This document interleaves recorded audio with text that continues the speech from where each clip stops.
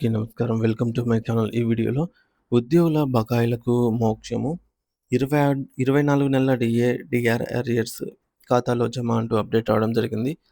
So, దీనికి సంబంధించిన పూర్తి వివరాలు ఈ వీడియోలో తెలుసుకుందాము.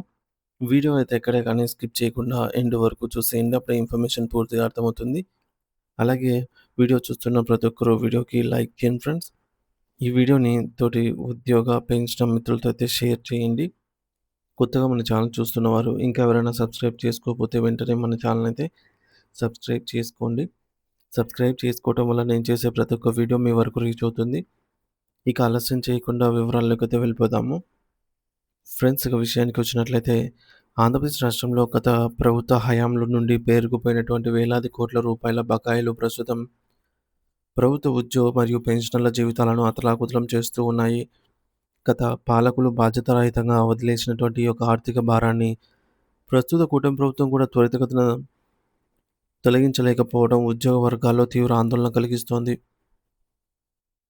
ముఖ్యంగా కరువు భత్యం, డిఏ బకాయిల విషయానికి వస్తే 2018 జూలై నుండి 2024 జనవరి వరకు రావాల్సిన డిఏ అరియర్స్ ఇంతవరకు పూర్తిగా చెల్లింపులకు నోచుకోలేదు.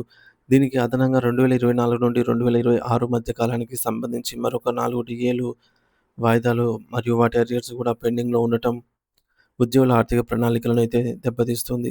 ప్రభుత్వం ఇటీవల 2025 అక్టోబర్‌లో 3.64% డిఏ పెంపును ప్రకటించింది. మొత్తం డిఏ 37.31% పెరిగినప్పటికీ ఈ ఒక విచిత్రమైన నిబంధన పెట్టింది.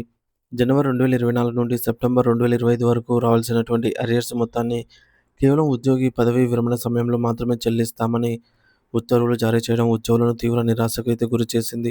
ప్రస్తుత ఆర్థిక ఇబ్బందుల్లో తమకు ఆ సొమ్ము ఇప్పుడు ఇవ్వకుండా ఎప్పుడో రిటైర్మెంట్ వరకు దాచిపెట్టడం ఏంటి? ఏ రకమైన న్యాయం ఇది అని జేఏసీ నేతలు ప్రభుత్వాన్ని గట్టిగా నిలదీస్తూ ఉన్నారు. ఈ బకాయిలను వెంటనే నగదు రూపంలో చెల్లించాలని వారు వరుస హెచ్చరికలైతే జారీ చేస్తూ ఉన్నారు. మరోవైపు వేతన సవరణ కమిషన్ పీఆర్సీ ప్రక్రియ కూడా నత్తనడక నడుస్తూ ఉంది. అయితే 11 పీఆర్సీకి సంబంధించిన అరియర్స్ కూడా ఇంకా చాలామందికి పూర్తిగా అందలేదు. అప్పుడే 12వ పీఆర్సీ కమిషన్‌ను ఇంకా ఏర్పాటు చేయాల్సిన సమయం దాటిపోయింది. ఉద్యోగ సంఘాలు ఎన్నో సార్లు డిమాండ్ చేసినప్పటికీ రాష్ట్ర ఆర్థిక పరిస్థితి మెరుగుపడే వరకు కూడా ఆగాలని చెప్పి ప్రభుత్వం జాప్యం చేస్తోంది. మరి ఎన్నికల సమయంలో హామీ ఇచ్చిన మధ్యంతర భృతి కథ ఏమిటి? ఐఆర్ ఇస్తాము అని చెప్పేసి అన్నారు కదా! కానీ నేటికి అమలుకు నోచుకోలేదు ఈ యొక్క ఇంటీరియం రిలీఫ్ అనేది. పెరిగిన ధరల దృష్ట్యా ఉద్యోగులు తమ నెలవారీ ఖర్చుల కోసం ఇబ్బందులు పడుతూ ఉన్నారు. పదవీ విరమణ పొందిన ఉద్యోగుల పరిస్థితి మరింత దయనీయంగా అయితే ఉంది. గ్రాట్యుటీ, లీవ్ ఎన్కాష్‌మెంట్, ఏపీజీఎల్ఐ అలాగే జీపీఎఫ్ బకాయిలు ఏళ్ల తరబడి పెండింగ్‌లో ఉన్నాయి. సగటున ఒక్కొక్క రిటైర్డ్ ఉద్యోగికి ప్రభుత్వం నుంచి 15,00,000 నుంచి 25,00,000 వరకు సొమ్ము రావాల్సి ఉంది. ఈ డబ్బు అందకపోవడంతో వారు వృద్ధాప్యంలో వైద్య ఖర్చులకు, పిల్లల పెళ్లిళ్లకు అప్పులు చేయవలసి అయితే వస్తోంది. మరి ఉద్యోగుల ఆరోగ్య పథకమైనటువంటి ఈహెచ్ఎస్ కూడా ప్రస్తుతం పూర్తిగా నిర్వీర్యమైపోయింది. ప్రభుత్వం కార్పొరేట్ హాస్పిటల్‌కు చెల్లించాల్సినటువంటి వందలాది కోట్ల రూపాయల బకాయిలను ఆపడంతో ఆ యొక్క ఆసుపత్రులు హెల్త్ కార్డులపై చికిత్స చేయడానికి నిరాకరిస్తూ ఉన్నాయి. అత్యవసర సమయంలో ఆసుపత్రికి వెళ్తే చేర్చుకోవటం వల్ల ఉద్యోగులు ప్రాణాపాయ స్థితిని ఎదుర్కొంటూ ఉన్నారు. అయితే ఇటీవలే 7,358 కోట్ల బకాయిలను విడుదల చేసినప్పటికీ ప్రభుత్వం అవి కేవలం సముద్రంలో కాకి అంత మాత్రమే ఉన్నాయని చెప్పేసి ఉద్యోగ సంఘాలు విమర్శిస్తూ ఉన్నాయి. మొత్తం బకాయిలు 30,000 కోట్ల పైచిలుకు ఉన్నాయి అని అంచనా. కాంట్రాక్టు మరియు ఔట్‌సోర్సింగ్ ఉద్యోగుల పరిస్థితి కూడా అలాగే ఉంది. హైకోర్టు ఆదేశాలు ఉన్నప్పటికీ కూడా వారికి రెగ్యులరైజేషన్ ప్రక్రియ మరియు సర్వీస్ రూల్స్ సవరణ అమలు కావటం లేదు. ప్రజలకు సంక్షేమ పథకాలు అమలు చేస్తున్నప్పుడు మా కష్టాలను మాకెందుకు ఇవ్వరు? మా కష్టార్జితం ఇది. మేమేమో కరెక్ట్‌గా పని చేస్తూ ఉన్నాం కదా!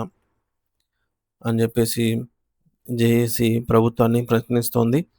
ప్రభుత్వ యంత్రాంగానికి వెన్నెముక లాంటి ఉద్యోగులు అసంతృప్తితో ఉంటే ఏ అభివృద్ధి పథకమైనా కూడా కుంటుపడుతుందని వారు హెచ్చరిస్తూ ఉన్నారు. మరి 3 నెలల్లో సమస్యలు పరిష్కరించకపోతే రాష్ట్రవ్యాప్త ఉద్యమం చేపడతామని అల్టిమేటం జారీ చేశారు. ప్రభుత్వం కేవలం మాటలతో కాకుండా డిఏ అరియర్స్ చెల్లింపులు, 12వ పీఆర్సీ నియామకం మరియు ఈహెచ్ఎస్ సమస్యలపై పరిష్కారం వంటి చర్యల ద్వారా తమ యొక్క చిత్తశుద్ధిని నిరూపించుకోవాలని ఉద్యోగ లోకం కోరుకుంటోంది. ఫ్రెండ్స్, దీనిపై మీ అభిప్రాయం ఏంటనేది కామెంట్ సెక్షన్‌లో అయితే తెలియజేయండి friends. Thank you for watching this video.